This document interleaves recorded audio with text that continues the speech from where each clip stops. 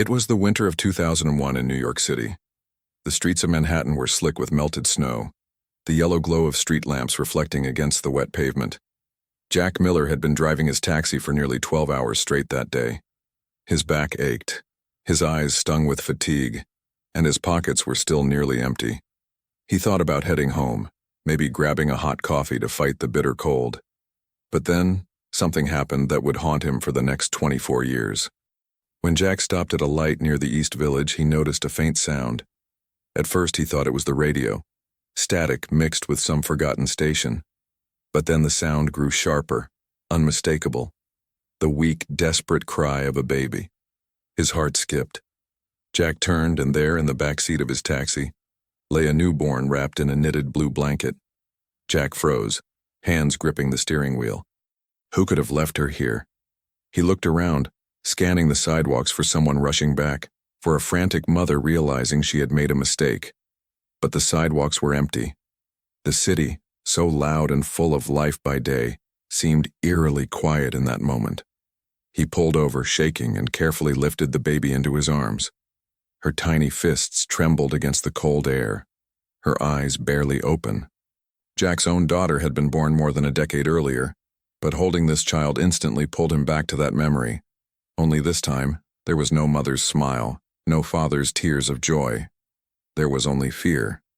He drove straight to Bellevue Hospital, weaving through red lights with one hand on the wheel and the other keeping the baby close to his chest. When he burst through the emergency entrance, nurses rushed forward. "Where did she come from?" one asked. Jack hesitated. He wanted to tell the truth, to explain how she had appeared in his back seat like some cruel miracle. But something inside him, shame, fear, confusion, forced him to lie. "I just found her outside," he muttered, before slipping back into the night. The baby was safe, but Jack carried the weight of that night for decades. That little girl was given the name Emily Grace Miller after a judge finalized her adoption. Her new parents, Susan and Michael Miller, no relation to Jack, lived in a modest brownstone in Brooklyn. Susan was a school teacher, Michael a mechanic. They had tried for years to have a child of their own, but fate had led them to Emily. To them, she was a miracle, an answer to years of quiet prayers. Emily's early years were filled with love. She had birthday parties decorated with balloons and chocolate cake, weekend trips to Coney Island, and bedtime stories read aloud until her eyelids gave in to sleep. She grew up feeling wanted, cherished, protected. But every now and then, especially as she got older, a question would rise in her young mind. Where did I come from? At her 7th birthday party, surrounded by friends, Emily turned to Susan and asked with a serious face, "Mommy, was I ever in your belly?" The room went silent for a second too long. Susan smiled gently, brushing a strand of hair from Emily's forehead. "No, sweetheart," she said softly, "but you were always meant to be ours." Those words comforted Emily for a while, but they never erased the small crack of doubt that grew quietly inside her. Even in the warmth of her family's love, a part of her longed to understand the story of that cold night in 2001, the night her life truly began. But Emily had no idea that 24 years later, the man who had found her in the back of his taxi would step out of the shadows with a confession powerful enough to turn her entire world upside down. But what Emily didn't know was that her search for the truth was only just beginning, and the man who once held her life in his arms was about to return with a secret that could change everything. What would you do if you discovered your entire life had started with a lie? Let me know in the comments below. And don't forget to like this video and subscribe so you won't miss the next part of Emily's incredible journey. By the time Emily reached her teenage years, the quiet questions of her childhood had grown into restless curiosities. She was 16 when she first stumbled upon the box, hidden deep in the attic of her family's brownstone. Dust clung to the edges, the cardboard softened by years of storage. At first she thought it contained old books or Christmas decorations, but when she lifted the lid, her breath caught in her throat. Inside was a tiny knitted blue blanket, worn but carefully folded. Beside it lay a newspaper clipping from 2001, the headline in bold black letters, "Baby found abandoned in taxi." Emily's hands trembled as she read the article, the words confirming what she had only suspected. A newborn, left with no name, no trace, discovered on a freezing night in Manhattan. Tucked into the bottom of the box was something else, a slip of paper with numbers scribbled across it. It looked like a license plate or perhaps an identification number. Emily didn't recognize it, but she knew instantly it meant something. Why would her parents keep this box hidden? And why hadn't they told her everything? That night at dinner, she confronted Susan and Michael. "Why didn't you ever tell me?" Emily's voice cracked. The article spread out on the table between them. Susan reached for her hand, her eyes brimming with tears.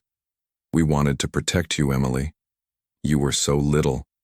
We didn't want you to feel abandoned all over again." Michael added quietly, "You are our daughter. That's all that matters. We never wanted you to doubt that." Emily loved them, but something inside her shifted. She realized she couldn't ignore the mystery of her beginning any longer. When she turned 18, Emily decided to dig deeper. She spent long afternoons at the New York Public Library, scrolling through old microfilm reels, looking for more articles about the taxi baby. Most newspapers had written just a few short lines. No suspects, no answers, only questions. It seemed the city had moved on, but she couldn't.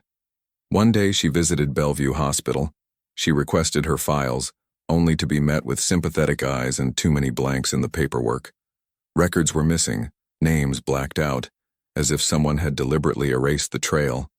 A retired nurse she managed to track down remembered the night faintly.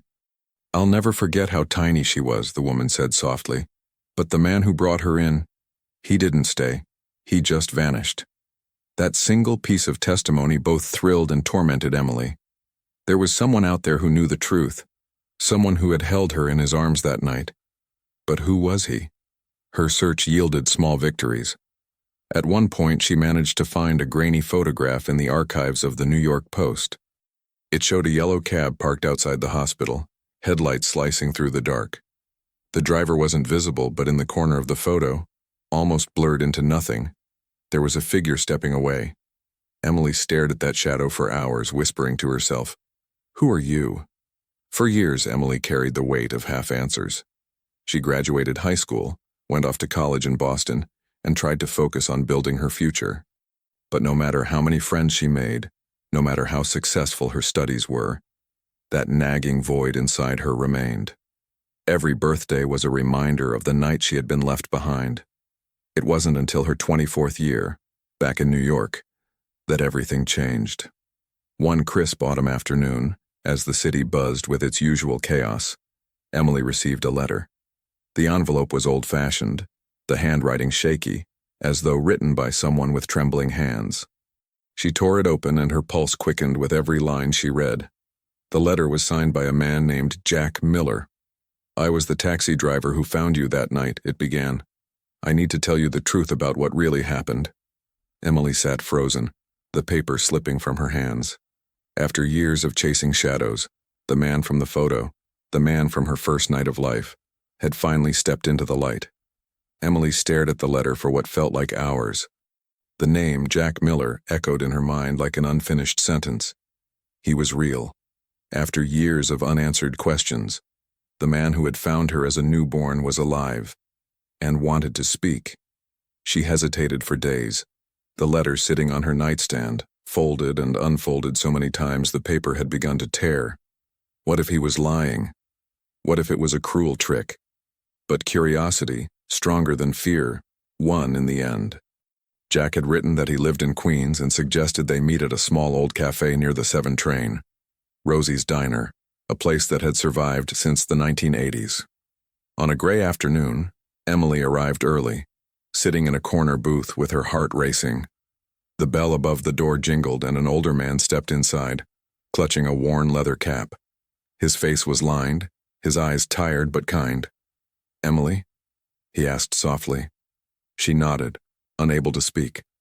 Jack slid into the booth across from her, his hands trembling as he placed an envelope on the table. "I've waited 24 years to do this right," he said.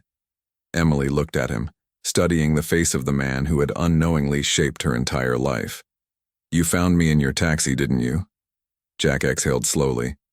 "Yes, but I didn't just find you." His voice cracked. I was paid to take you away. The words hit her like a physical blow. Emily blinked, unsure she had heard correctly. What do you mean, paid? He looked down, shame etched into every wrinkle of his face. Back then I was desperate. My wife had left, I was behind on rent. A man came to me one night, well-dressed, expensive watch, nice car. He said he needed a favor. He gave me $500 and told me to get rid of something. Emily's heart pounded. That something was me. Jack nodded, tears forming in his eyes. I didn't know it was a baby until I opened the blanket. When I saw your face, I couldn't do it. I couldn't throw you away. So I drove straight to the hospital and left you there. I thought I was doing the right thing, but I should have stayed. I should have told the truth.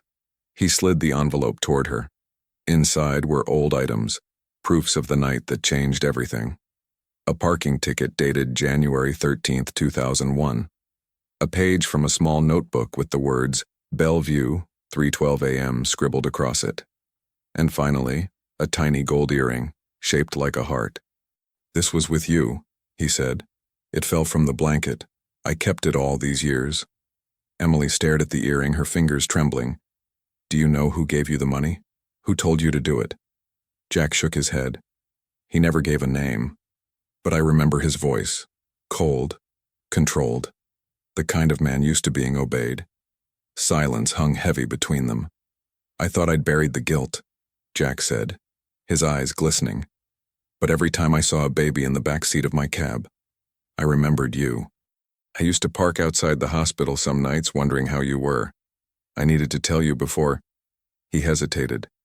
Before it's too late. Emily felt her throat tighten. For so long she had imagined this meeting as a moment of clarity. But instead it brought more pain, more confusion. You could have told someone. You could have stopped it. Jack nodded. I know. And I'm sorry. I can't undo it, but maybe I can help you find out who wanted you gone. He reached into his pocket and handed her another note, written years ago but still legible. On it was an address in Boston, the name R. Adams scrawled beneath it. I think that's where your story leads next, Jack said. Emily stared at the note, her pulse quickening. Boston. A new lead. She thanked him softly, tears welling up, and stood to leave. But before she walked out, Jack's voice stopped her. Emily, he said quietly, you were never a mistake. You were my second chance to do something right. She walked out into the cold New York air, her mind spinning. The truth was beginning to surface, but so were the lies buried beneath it. And in Boston, a woman who had believed her baby died 24 years ago was about to have her world shattered too. The train ride from New York to Boston felt endless.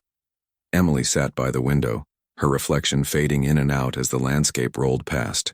Bridges, leafless trees, the gray Atlantic horizon. The letter from Jack was still in her bag, folded and refolded until the creases had turned white. But now, there was something new inside her. A sense of direction, a fragile thread pulling her closer to the truth. The note he had given her bore a name and an address. R. Adams, Dorchester, Boston. For 2 days she debated calling, rehearsing what to say, how to even begin a conversation like that. But no words seemed right. So she went in person. When she reached the small 2-story house on a quiet residential street, her hands were trembling. A woman was watering the plants on the porch, her hair streaked with silver, her face tired but kind. Emily's breath caught. Mrs. Adams? She asked softly. The woman turned, puzzled. Yes? Emily hesitated. My name is Emily Miller. I think you might be my mother. For a long, unbearable moment, Rachel Adams just stared, as if the words were too heavy to understand. The watering can slipped from her hand, spilling water across the steps. Then slowly she whispered, That's impossible. But it wasn't. Inside the house, over cups of untouched tea, Emily showed her the documents. The article, the hospital records, the small gold earring. When Rachel saw the earring, her face crumpled. She ran her thumb over the tiny heart shape, tears sliding down her cheeks. I had earrings just like these when I was 17, she said, her voice breaking. My baby was wearing them when she was born. Emily's voice trembled. They told you she didn't survive, didn't they? Rachel nodded slowly, as if reliving a nightmare she'd buried for decades. I was working as a nanny in Manhattan. The family was wealthy, old money. I was young, stupidly in love with the wrong man. He was married, powerful, and when I got pregnant, he told me to take care of it. But I couldn't. I wanted to keep you. When I went into labor, I was alone. They said you were stillborn. I never saw your face. Emily's stomach turned. The man who had paid Jack? It had to be him. Do you remember his name? She asked. Rachel's eyes filled with shame. Richard Bennett. He owned half of Lexington Avenue back then. And his wife, she worked for the same charity that arranged private adoptions. I thought she'd never forgive me. But now I see. They didn't give you away. They erased you. For hours, the two women talked, piecing together fragments of a stolen story. The dates matched. The hospital records matched. The earring confirmed everything. And yet, amid all the heartbreak, there was a fragile beauty in their reunion. Mother and daughter, finally face to face after 24 years of lies. Rachel reached out, holding Emily's hands tightly. I thought I'd never have the chance to say it, she whispered, tears in her eyes. I loved you. I never stopped. Emily felt her throat close. I've spent my whole life wondering who I was, and now that I know, I don't even know how to feel. Rachel smiled through tears. Then feel everything. You've earned it. That night, Emily stayed at Rachel's house. They talked until dawn, sharing stories of the lives they might have had. But as the morning light crept through the curtains, a new emotion took hold of Emily. Anger. Anger at the man who had stolen their years, at the system that had made it possible, at the silence that had kept them apart. Rachel noticed it too. He's still alive, she said quietly. I saw an article about him last year. Richard Bennett. He's still living in Manhattan. Emily's eyes hardened. Then it's time he finally tells the truth. The next morning, she packed her bag, hugged her mother tightly, and stepped out into the Boston sun. For the first time, she wasn't running from her past. She was chasing it. But she had no idea what awaited her back in New York, or how far the man who once destroyed her mother's life would go to protect his secret. Emily arrived back in New York with a determination she had never felt before. The city that once felt like home now pulsed with secrets, streets that hid memories, buildings that had witnessed betrayals. She clutched Rachel's trembling handwriting in her pocket, the name Richard Bennett etched like a wound she was finally ready to expose. She spent 2 days gathering information. Bennett was still alive, 80 years old, living in an elegant townhouse on the Upper East Side. Once a real estate magnate, he now appeared at charity events and gave interviews about family values and moral leadership. The hypocrisy made Emily's stomach turn. Jack insisted on going with her. If anyone should face him, it's us, he said, his voice heavy but firm. He looked weaker than before, the years of guilt pressing visibly on his shoulders. But there was something unshakable in his eyes. A man who knew that truth, no matter how late, was still worth fighting for. They arrived at Bennett's townhouse one chilly afternoon. The doorman tried to stop them, but Jack's authority, and the presence of Rachel, who had joined them that morning, made it clear this wasn't a casual visit. The confrontation that Rachel had feared for decades was about to unfold. When Bennett appeared in the doorway, he looked smaller than Emily expected, thinner, older, but still sharp. His gray eyes darted between them, confusion shifting quickly into recognition. Rachel, he said stiffly, you shouldn't be here. Rachel's voice trembled, but her resolve did not. You lied to me, she said. You told me my baby was dead. Bennett's gaze hardened. This isn't the time or place. It's exactly the time, Emily interrupted, stepping forward.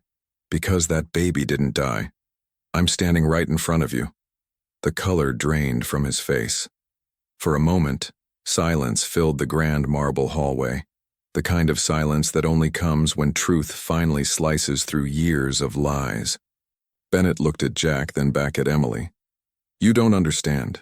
It was complicated. I was trying to protect my family. By destroying another one? Rachel's voice cracked. You had no right. Jack pulled a small notebook from his jacket, the same one he had shown Emily weeks earlier, and handed it to Bennett.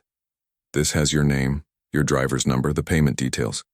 You can deny it, but you can't erase it. Bennett took a shaky breath, then turned away, gripping the back of a chair. I did what I thought was best. Rachel's child would have ruined everything. Emily felt a surge of anger rise in her chest. You didn't ruin anything. You just proved what kind of man you are. Rachel stepped closer, her eyes filled with a quiet, exhausted sadness.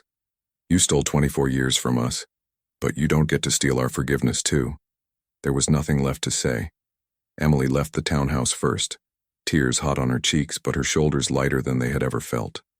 Rachel followed, and Jack lingered a moment longer, whispering, "Now you know what the truth looks like," before walking out into the cold air. In the weeks that followed, Emily and Rachel filed an official statement, supported by Jack's evidence. The story made headlines. Mother and daughter reunited after 2 decades of deception. The city that had once forgotten her now remembered. Jack passed away a few months later, quietly, peacefully. At his small memorial, Emily placed the gold earring, the one he had kept for so long, beside his photograph. "You gave me back my life," she whispered, "and I'll make sure no one else loses theirs this way." In the end, Emily didn't seek revenge. She found purpose. She began working with organizations that helped young mothers in crisis, using her story to shine a light on the systems that failed her and her mother. Standing one evening at the Brooklyn Bridge watching the sunset ripple across the water, Emily felt something she hadn't felt in years. Peace. Because the truth, as painful as it was, had finally set her free. Family isn't always about where you begin. It's about who stands beside you when you find out where you came from. What would you do if you discovered your whole life was built on a lie? Tell me in the comments, and don't forget to like this video and subscribe for more true, emotional stories like Emily's.